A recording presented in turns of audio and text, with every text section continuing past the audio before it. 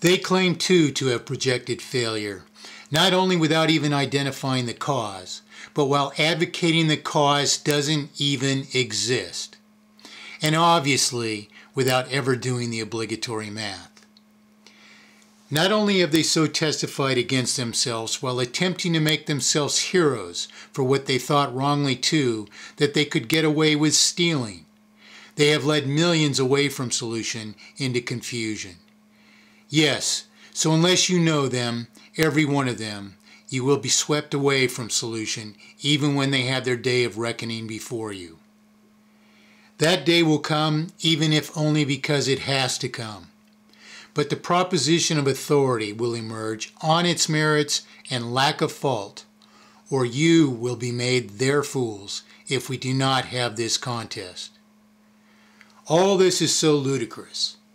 You have politicians, even numbers of them, advocating that we dissolve the so-called Federal Reserve System, claiming they projected the present failure as models I alone provided the Reagan administration 25 years ago did project. Not only do they claim this projection without such models, they do this without even recognizing that interest is the cause of failure. They claim to have projected failure, denying that interest can only multiply debt in proportion to a vital circulation, and never having done any math.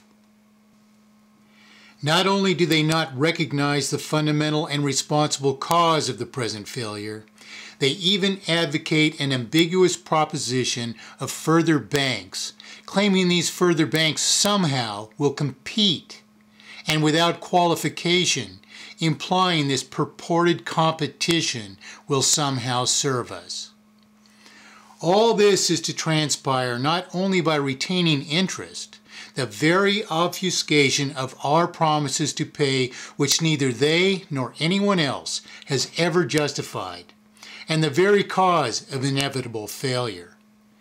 They actually advocate the stupendous proposition of higher rates of interest, the very thing which destroys us. And where, my dissatisfied countrymen, is their math? Merely pretending authority, they merely tell us these rates of interest, paid only for a zombie's promise to pay, will serve us. Their own ludicrous assertions alone prove they have never even done the math involved in their inherent folly, and worse, the most audacious of their zombie followers even claim as a defense of these preposterous ideas that math cannot be applied to the problem. Not to identify the problem, not to analyze it, not to solve it, and not to prove solution. They even claim math cannot be applied to economics at all, citing the preposterous dogma of the preposterous pseudoscience unknown as Austrian economics, without even determining if the math is subject to indeterminate human behavior. The zombies of Austrian economics claim yet that my thesis of inherent failure cannot stand, simply claiming that math cannot account for indeterminate human behavior. What indeterminate human behavior?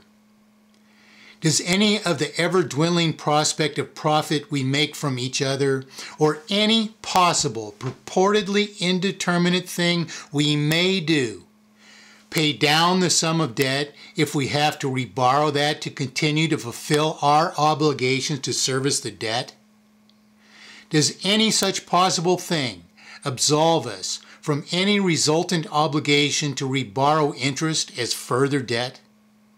Does any such possible thing then, in any practical quantity it may transpire in, avert inevitable failure under an inevitable terminal sum of debt? This mere argument that the math can mean nothing, ostensibly because it cannot account for all the indeterminate human behavior it does, is not just a lack of due diligence.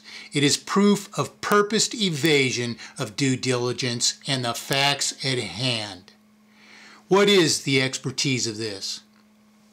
Yet these people claim expertise before you, decrying that if we, the people, were able to pay for our production with equal measures of production, no one would rent.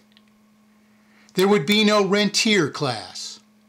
What a perfect testimony, then, all their pretensions ultimately amount to, for this is why they stand against you paying $83.33 a month for a $100,000 home with a 100-year lifespan. The hollow pretensions of all these claimed masters of money lay just beneath the surface. We do not have to look far for them. The least inspection will turn them up. Wake up, people. What is a purported Austrian economist? What is the purported purpose of competing banks? What is the actual purpose of elevated rates of interest? Let me quote the purported Austrian economist's monetary god, Hayek, who explains this preposterous defense against the ramifications of interest, which we can indeed calculate by math, and in fact, by the very process that purported banks calculate your next month's interest. Hayek tells us equally carelessly why the Austrian zombies advocate competing banks. Hayek says, "I am more convinced than ever that if we ever again are going to have a decent money, it will not come from government. It will be issued by private enterprise, because providing the public with good money, which it can trust and use, can not only be an extremely profitable business," etc. What kind of money that you cannot trust do you think you have, zombies?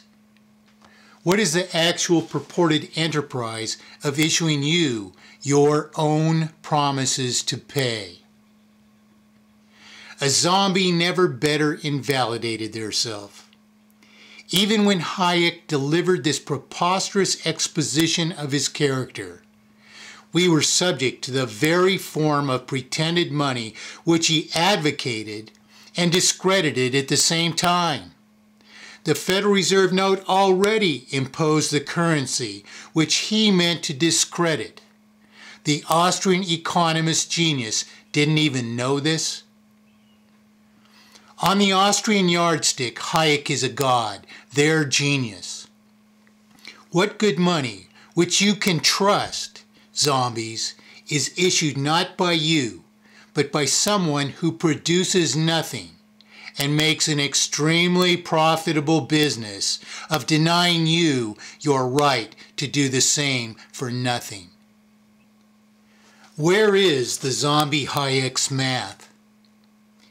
All this is so incredible and transparent.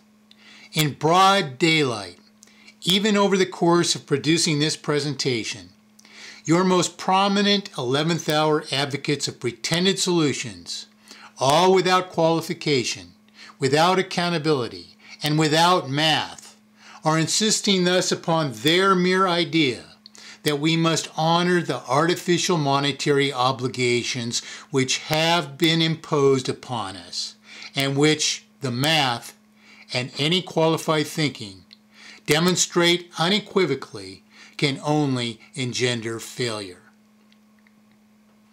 It is only a world of zombies who would watch haplessly as their industry is terminated artificially and they are dispossessed of all they produced artificially.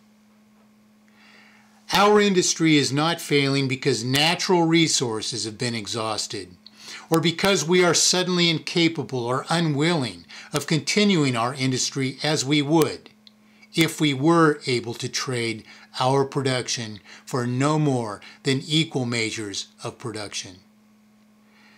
Our industry tumbles, and we are dispossessed of what we have produced by the wholly unnatural result of an imposed obligation for zombies that we have to borrow our own promises to pay at interest, and thus at inherent multiplication of debt into the very terminal debt everywhere around, zombies.